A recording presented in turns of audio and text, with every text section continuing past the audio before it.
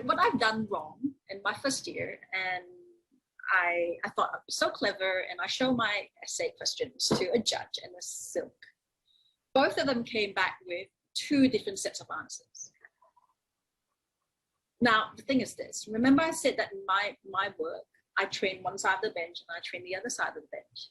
So now I could see what both sides were looking for. It was really interesting for me. And that actually how I started training people, right? What are you guys looking for? So I gave it to the judge, who will remain unnamed.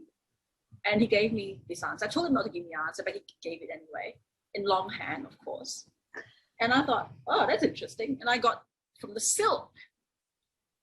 And guess what? I didn't get the distinction. I didn't get a distinction. That's not what they were after. No, and one of the things that we're doing is actually knowing what it is that you're trying to produce, what the criteria you're going to be assessed on can be really, really important. And it's actually, look, it breaks my heart sometimes marking papers. I can see how hard people have worked, how deeply they've thought about something. But at the end of the day, it's like, if I can give you marks for bringing me a fruit salad and you bring me a potato salad, like, yeah, both are a salad, but they're really quite different from each other. And I can't give you the marks. Potato in French is fruit of the earth. Yeah. So, and chances are somebody who gives you the potato salad answer will not only tell you the French definition, but they'll give it to you in Latin as well. But it doesn't actually help you, because you need to actually present the thing that you're asked for on the box. You get 1 point. I want to ask one more question. Mentors, so you've talked about signing up to mentor programs, but are there other ways that you get mentors?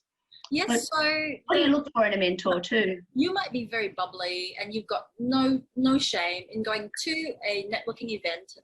The school will organize a lot of networking events to introduce you and expose you to law firms and institutions, commissions, and so forth, right? Everyone in the sector. Nothing stops you from seeing someone like, oh my God, you are amazing. I want to be the ground you walk on, or whatever it is. You can walk to them and say, hello, my name is Sue. Please be my mentor.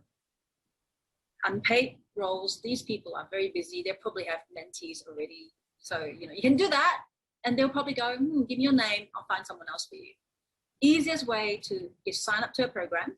Brilliant. Another way is to sign up to the law journal, which governs a university. Every university has a law journal committee. Actually, not all of them do, but no, not all of them. But, well, they'll have something. It might be through the Law Student Society or whatever, but similar kind of idea. But they're not, not all of them are A journals or anything. Yeah. If your university has law journals, go there, volunteer. And if not, go to Law Society. There are also mentorship programs available there. Now, it's a funny one. There are 2 types of mentors here. The first type is that they get someone who's progressed in the university degree, year 4, year 5, who know a bit more now, to be your mentor for that period. Another type, which is what I was involved in, they get someone outside the university, but who's in the profession, to be able to help them, guide them through. So I was one of them, which is the type B. So you can have type A or type B. The problem with type A is you have too much fun and you forget what's going on.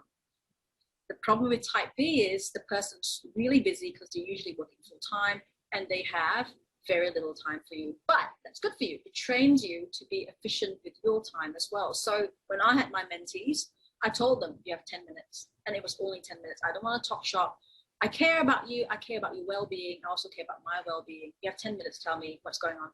So sign up to that, Law Society, Young Lawyers Society, or whatever the society is in your situation.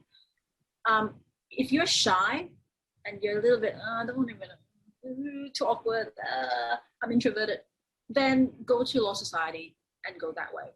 Go to student services, go to your faculty of law. There's usually notice boards about mentorship programs as well.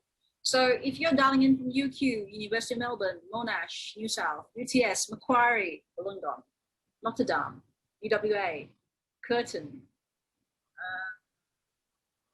Who have I missed? USQ. Charles Stewart. I think there are 38 law schools in Australia at the moment, so yeah, but not all of them will. Yeah, most of them will have.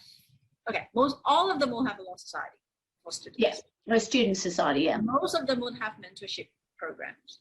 All of them have a faculty office. yeah. Go to the faculty office and say, "Hi, can I sign up for the mentorship program?" If you don't like it, change mentors, right? It's look, it's like Tinder. You don't like it, swipe right. Don't waste time. I would suggest that there's a type C mentor, Okay. which is the one I think that I've always subscribed to a certain, I call it the secret advisory board. So what I've done a lot over my life is identified, again, people that I admire, people that I work for, actually sometimes people that I think are complete assholes, which is also helps because you can learn what not to be. You know, somebody who's really clever but not good with people, those kind of things. I've had a range of them, and I think of them as my secret advisory board. So I don't necessarily tell them, you're being my mentor. I recognise that mentorship is actually all about the beneficiary or the mentee, not about the mentor. The mentor is giving back, but the whole process of mentoring is really about the beneficiary. So if I embrace being a beneficiary of mentorship, then effectively I'm looking at teachers, colleagues. I've had people who work for me who've reported to me that I've thought of as being on my secret advisory board. The other thing is you can sack them without having to tell them. That makes it easy as well. But really all that really means is going into a conversation with intent, like actually thinking, this is a person that I know and admire or that I don't want to be like, or whatever your intention is, and actually planning to talk to them about, actually, I want to know more about this. So, you know, Sue, you may or may not be on my secret advisory board. And I know that when I've got questions, particularly about how to approach research, I would go to, now I don't want to waste your time, right? I don't want to ask you for free to do what it is that you do for a living. What I want to do is make sure it's an interesting conversation for you as well. And I know that you're probably interested in the why of the question or what it is that I'm looking for. So I'm going into that conversation prepared. But yeah, I think you can actually find mentors along the way. And the secret is they don't have to be lawyers or law students either. They really don't. The purpose of mentoring is really to help you be a better version of yourself at the end of the day. So you can apply yourself to law school or to being a graduate lawyer or to being a partner of a law firm or a judge or whatever it is that you want to do. That's the purpose of the mentoring. It's not to give you the answer, because actually that's not what law school's for either. You don't come out of law school with all of the answers. You come out of law school with the ability to work out what question to ask and then know where to go to find the answer.